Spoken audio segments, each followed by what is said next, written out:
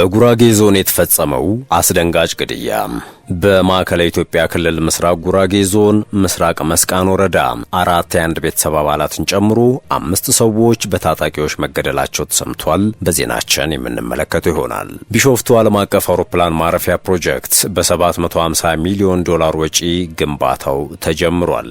ሌላኛው ጉዳያችን ነው። ህወሓት ከዚህ ቀደም በምርጫ ቦርድ ህገወጥ በተባለው ምርጫ የተመረጠውን የክልል ምክር ቤት መልሶ ስራ እንዲጀምር ያሳለፈው ውሳኔን እያነጋገረ ነው። ይህንን እንመለከታለን። ደቡብ አፍሪካ በገፍ የሚገደሉት ኢትዮጵያውያን ማን ይታደጋቸው? ከስፍራው የተሰማውን መረጃ የምናጋራችሁ ይሆናል። ከዚህ ውጪ ተጠባቂው ድርድር በድጋሚ ከሽፏል። ነዳጅም በከፍተኛ ደረጃ እየጨመረ ነው። ሌሎችም ጉዳዮች ተካተዋል። ጤና ይስጥልን። የሰዓቱ ዜናችን ነው ተጀመረ።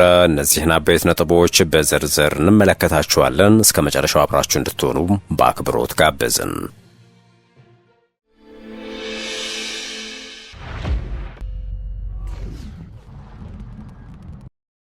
ቀዳሚ ወዳደረግነው ጉዳያችን እንለፍ። በጉራጌ ዞን የተፈጸመው አስደንጋጭ ግድያ። በምስራቅ ጉራጌ ዞን 5 ሰዎች በታጣቂዎች ተገድለዋል። በማዕከላዊ ኢትዮጵያ ክልል ምስራቅ ጉራጌ ዞን ምስራቅ መስቃን ወረዳ 4 የአንድ ቤተሰብ አባላትን ጨምሮ 5 ሰዎች በታጣቂዎች መገደላቸው ተሰምቷል። ታጣቂዎቹ ጥቃቱን ያደረሱት ከትላንት በስቲያ ሌሊት ከሌሊቱ 9 ሰዓት ላይ በተኙበት ገብተው መሳሪያ በመተኮስ መሆኑን የአካባቢው ነዋሪዎችና የሟች ዘመዶች ተናግረዋል። ጥቃቱ የተፈጸመው በወረዳው ኢንሴኖ በተባለ ከተማ ውስጥ መሆኑን ዶችቬሌ ዘግቧል።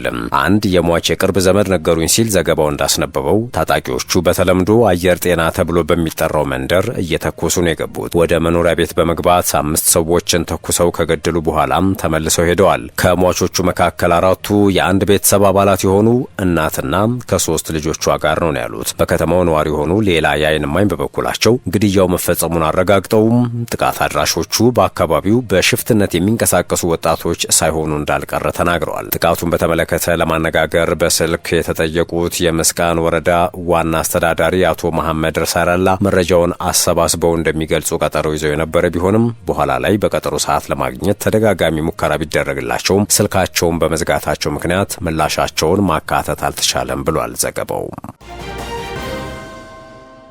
የቢሾፍቱ ዓለም አቀፍ አውሮፕላን ማረፊያ ፕሮጀክት በ750 ሚሊዮን ዶላር ወጪ ግንባታ መጀመሩ ተሰምቷል። የኢትዮጵያ አየር መንገድ በ80 ዓመታት ጉዞ ፈተናን ወደ ዕድል በመቀየር አህጉራዊ ምልክትነቱን እያስቀጠለ እንደሚገኝ ተጠቁሟል። የኢትዮጵያ አየር መንገድ የተመሰረተበትን 80ኛ ዓመት በማስመልከት በተዘጋጀ መድረክ ላይ እንደተገለጸው ከአዲስ አበባ በስተ ደቡብ ምስራቅ 40 ኪሎ ሜትር ርቀት ላይ የሚገነባው የቢሾፍቱ ዓለም አቀፍ አውሮፕላን ማረፊያ ግንባታ ተጀምሯል። የገንዘብ ሚኒስትሩ አቶ አህመድ ሺዴ እንዳስታወቁት የግንባታ ሂደቱን የመጀመሪያ ምዕራፍ በ760 ሚሊዮን ዶላር ወጪ ወደ ስራ ተገብቷል። በፕሮጀክቱ ግንባታ አካባቢ ኖሩ የነበሩ አርሶ አደሮች ዘላቂ ሆነው እንዲቋቋሙ በማድረግ ዘመናዊ ቪላ፣ የማህበራዊ አገልግሎት፣ የትምህርት፣ የጤናና ሌሎችም መሰረታዊ ግብዓቶች ተሟልተውላቸዋል ተብሏል። የኢትዮጵያ አየር መንገድ በ80 ዓመታት ጉዞ ፈተናን ወደ ዕድል በመቀየር አህጉራዊ ምልክትነቱን እያስቀጠለ ይገኛል ያሉት ደግሞ የአየር መንገድ ግሩፕ ዋና ስራ አስፈጻሚ መስፍን ጣሰው ናቸው። አየር መንገዱ ባለፉት 8 አስርት ዓመታት የእድገትና ስኬት ጉዞዎችን በማድረግ ዛሬ ያለበት ደረጃ መድረሱን ተናግረዋል። የኢትዮጵያ አየር መንገድ በካይሮ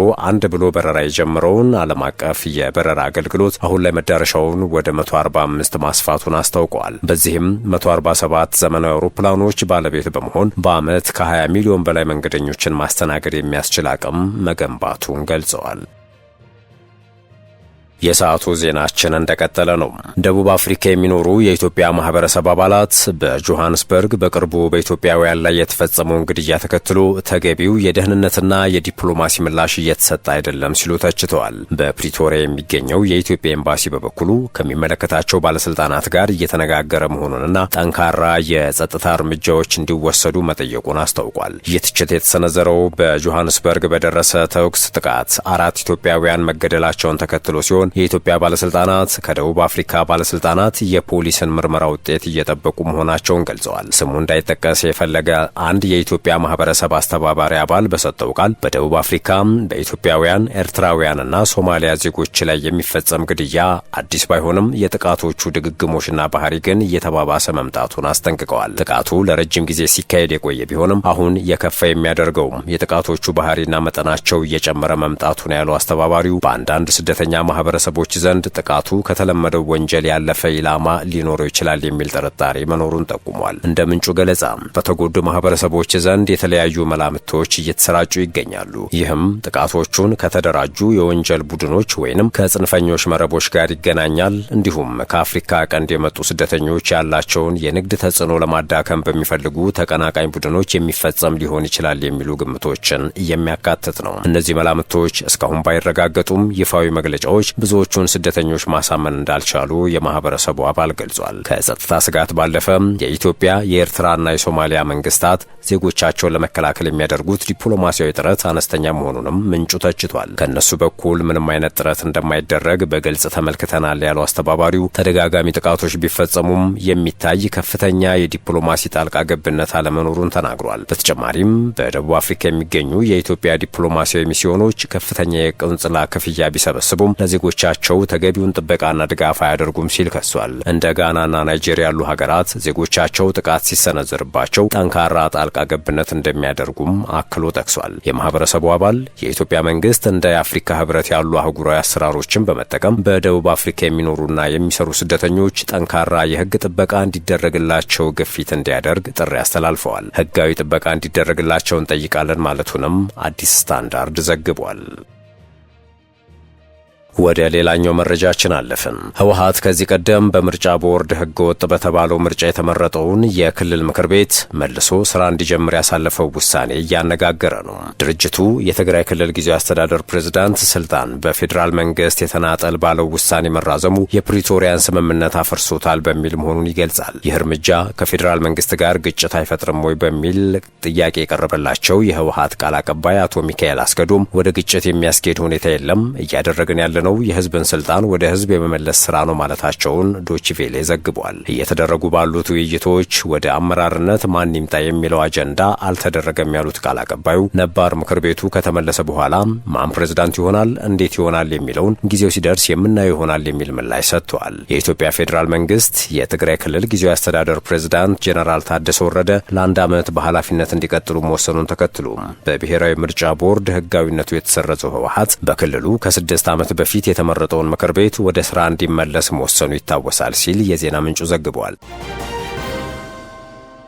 በመጨረሻም የአሜሪካና የኢራን ጦርነት ወደማይመለስበት ደረጃ ተሸጋግሯል። የሆርሙዝ የባህር ወሽመጥን ለማስከፈት በአሜሪካና በኢራን መካከል በፓኪስታን ሊደረግ ታቅዶ የነበረው ቀጥተኛ ውይይት መክሸፉን ተከትሎም የነዳጅ ዋጋ በከፍተኛ ሁኔታ መጨመሩ እየተነገረ ነው። በአሜሪካና በኢራን መካከል ተስፋ ሰጪ ውይይቶች ሲደረጉ ዋጋው ሲቀንስ፣ የአሜሪካው ፕሬዝዳንት ዶናልድ ትራምፕ በኢራን ላይ ብርቱ የጥቃት እርምጃ እንደሚወስዱ ሲያስጠነቅቁ ደግሞ ሲያሻቅብ እንደነበረ መረጃዎች ያሳያሉ። የአሁኑ ጭማሪ ግን 7 በመቶ ከፍ በማለት ለአንድ በርሜል ድፍድፍ ነዳጅ $126.41 ደርሷል። ይህ ጭማሪ እንደ አውሮፓውያን አቆጣጠር ከ2022 በኋላ ከፍተኛው እንደሆነ የጀርመን ዜና አገልግሎት ዘግቧል። የተከበራችሁ የሸገር ታይምስ ቤተሰቦች የሰዓቱ ዜናችን አበቃ።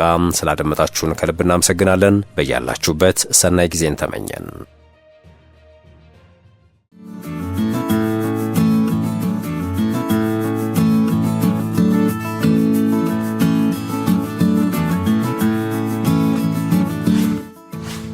ሸገር ታይምስ ሚዲያን ሰብስክራይብ በማድረግና ደወሉን በመጫን ይከተሉን።